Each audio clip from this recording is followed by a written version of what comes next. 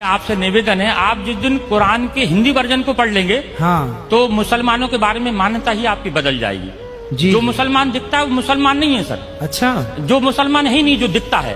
फिर मुसलमान तो वो है जो अपने पड़ोसी को भूखा नहीं देख सकता। वाह। ईश्वर अल्लाह ताला ने कुरान के আসসালামু আলাইকুম রহমতুল্লাহি অবরাকাতু বিসমিল্লাহির রহমানির রহিম। প্রিয় বন্ধুগণ, আজকের ভিডিওতে আপনার সাথে এমনই একটি মুসলিম ভাইয়ের ভিডিও শেয়ার করতে চলেছি যেখানে তিনি একজন মহারাজের সামনে অর্থাৎ হিন্দু পণ্ডিতের সামনে গিয়ে ইসলাম ধর্মের এমন কিছু বর্ণনা দিয়েছে যা শুনে সকল মুসলিম হতবাক। তিনি এমন দৃষ্টান্তমূলকভাবে আমাদের ইসলাম ধর্মকে তাদের সামনে তুলে ধরেছে যা দেখে সকলেই আশ্চর্য। প্রিয় বন্ধুগণ, সেই হিন্দু পণ্ডিতও তার কথা শুনে আশ্চর্য হয়েছে এবং তিনি কিছু নতুন ধরনের কথা তার মুখ থেকে শুনতে পেয়ে তিনি অনেক খুশি হয়েছেন। সেই সম্পূর্ণ ভিডিওটি আপনি দেখতে থাকুন এবং ভিডিওটি যদি আপনার ভালো লাগে তাহলে অবশ্যই একটি লাইক করে বন্ধুদেরকে ভিডিওটি বেশি বেশি পরিমাণে শেয়ার করুন। তো চলুন প্রিয় বন্ধুগণ, কথা না বাড়িয়ে আমরা সেই মূল ভিডিওটি সম্পূর্ণ সকলে মিলেই দেখে নিই।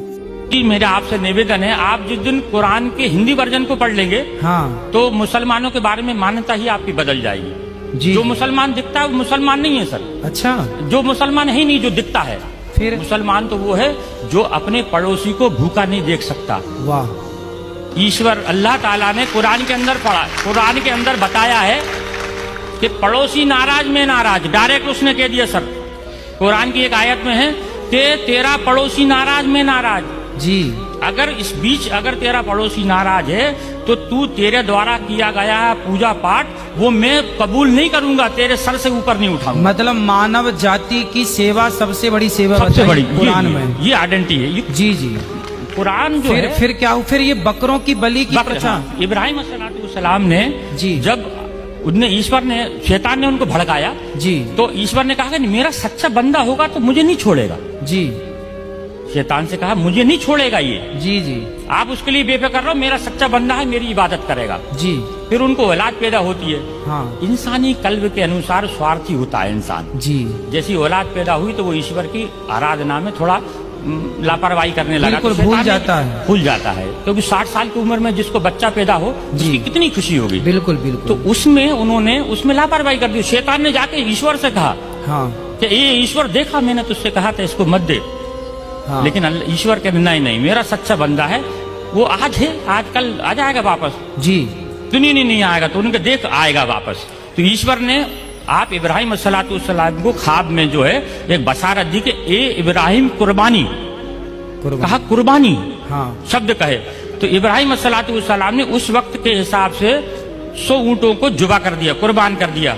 100 ऊँटों को 100 ऊँटों को कुर्बान कर दिया क्योंकि अल्लाह की तरफ से कुर्बानी, कुर्बानी का मतलब होता है अपने लिए किसी चीज का त्याग कर देना। कुर्बानी का मतलब ये नहीं जानवर को काट देना। अच्छा। अपने लिए त्याग कर देना किसी चीज का, उसका नाम कुर्बानी है। अपनी बुराइयों का त्याग कर देना। हाँ ठीक तो है। फिर इसके बाद ऐसे करके 3 दिन तक उनको ख्वाब आए।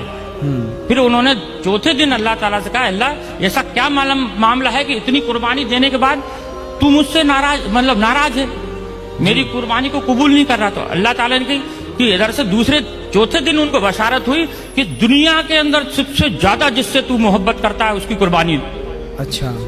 तो अब उन्होंने फिर अपनी पत्नी से कहा कि अल्लाह की तरफ से ऐसा आया है कि कुर्बानी मांग रहे हैं। फिर अल्लाह ताला ने उसकी बीवी ने समझाया, आपकी बीबी ने समझाया कि आप सबसे ज्यादा किससे मोहब्बत करते हैं। तो कहने लगे कि मैं अपने बच्चे से मोहब्बत करता हूँ। तो उन्होंने कहा कि आप इसी की कुर्बानी मांग रहे हैं।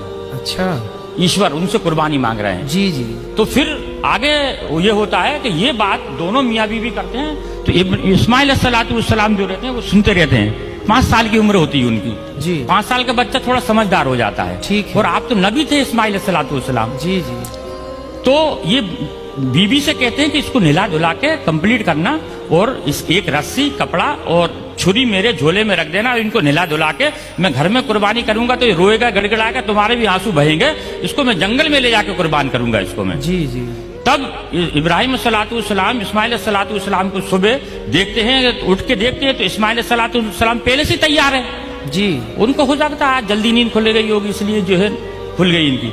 जी। जब ये आगे जब उनको जंगल में लेके जाते हैं, जब जंगल में लेके जाते हैं, जब उनके हाथ पैर बांधने लगते हैं तो इस्माइल अलैहिस्सलाम ये कहते हैं कि अल्लाह ताला अब्बा जान आप अपनी आंखों पे पट्टी बांध लो, जी क्योंकि ईश्वर ने यानी अल्लाह ने एक उनके ऊपर शर्त रखी थी कि इब्राहिम अगर तू अपनी औलाद की कुर्बानी देगा तो तेरी आंखों से आंसू का अगर कतरा भी गिर गया तो मैं तेरी कुर्बानी को कबूल नहीं करूंगा। अब बताइए सर, जी जी एक तो शर्त लगा दी बेटी की कुर्बानी की और आंसू की, उसमें फिर आगे जाके जब वो पट्टी बांधते हैं, हाँ पट्टी बांधने के बाद में उनको ऊपर जब छुरी फेरते हैं, जी जब छुरी फेरते हैं तो छुरी चलना बंद हो जाती है, अच्छा क्योंकि छुरी भी दुनिया के अंदर ईश्वर की मोहताज है। दुनिया के अंदर कोई भी मैं आप दुनिया की हर चीज ईश्वर की मोहताज है। ठीक है। वो ईश्वर जब तक किसी चीज को आदेश नहीं देगा वो उसकी हिम्मत नहीं कि वो उस पर किसी चीज पे चल जाए। जी जी फिर जब वो जबरदस्ती फेरते हैं तो मैं की आवाज आती है सर, मैं। ये सब किताबों के अंदर लिखा है। जी जी मैं की आवाज आती है तो देखते हैं कि मेरे बेटे के अंदर से मैं यानी घमंड, अभिमान। मैं का कुरान का मैं अगर लिखा है मैं का मतलब होता है घमंड, जी कि मेरे बच्चे के अंदर से मैं की आवाज आई। जी। तो वो जब कपड़ा हटाते हैं तो देखते हैं कि एक जो है भेड़ का बच्चा है जो नीचे पड़ा हुआ है और इस्माइल सलाम दूर खड़े हैं। अच्छा सिर्फ ईश्वर की परीक्षा थी, वो जी मकसद था सिर्फ परीक्षा लेना। परीक्षा लेना। अब वो पूछते हैं इस्माइल से, अल्लाह से पूछते, अल्लाह आपने एक तो ये कटवा दिया, हाँ आपने परीक्षा ली, जानवर का क्या करना है? तब उन्होंने ये कहा था कि इसके 3 हिस्से करो, एक आप खाओ, एक पड़ोसी में बांटो और एक गरीबों को दो। फिर उन्होंने कहा कि ये वाली जो चीज है कुर्बानी, यानी ईश्वर की तरफ से दी गई हर चीज की कुर्बानी मुसलमान के लिए जायज है। तो उसकी इस चीज को, उस घटना को याद करने के लिए लोग बकरा ईद पे कुर्बानी करते हैं। बकरा खाना मकसद नहीं है, हाँ या बकरा काटना मकसद नहीं है जी। मकसद है सर सिर्फ उस चीज को याद करना कि अब बाप ने अपने बेटे की कुर्बानी सिर्फ ईश्वर के कहने पे दी, ये मकसद है। তো প্রিয় বন্ধুগণ, আশা করি আজকের এই ভিডিওটি আপনাকে ভালো লেগেছে। আপনি তো সম্পূর্ণ সেই মুসলিম ভাইয়ের বক্তব্যটি শুনলেন। আপনাকে কেমন লাগলো তা আপনার মূল্যবান মতামত অবশ্যই কমেন্ট বক্সে কমেন্ট করুন। ভিডিওটি ভালো লাগলে অবশ্যই একটি লাইক করুন, বন্ধুদেরকে বেশি বেশি শেয়ার করুন, আর নতুন দর্শক হলে চ্যানেলটিকে সাবস্ক্রাইব করে রাখুন।